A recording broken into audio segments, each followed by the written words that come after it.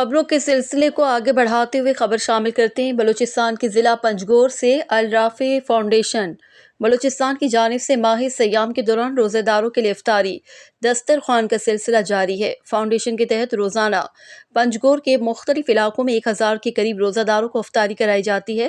الرافع foundation جو بلوچستان بھر میں فلاحی کاموں میں مشغول ہے، پنجگور میں ماہ سیام کے دوران فاؤنڈیشن کی خدمات مثالی ہیں۔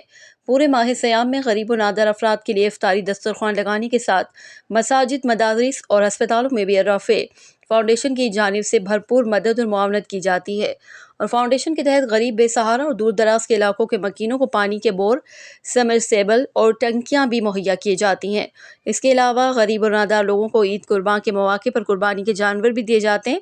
الرافع فاؤنڈیشن نے جس طرح خدمت خلق کا سلسلہ جاری رکھا ہوا ہے، اس سے لاتعداد غریب، مساکین اور کم آمدنی والے خاندانوں کو ریلیف مل رہا ہے جو معاشرے میں ہر سطح پر نظر انداز تھے۔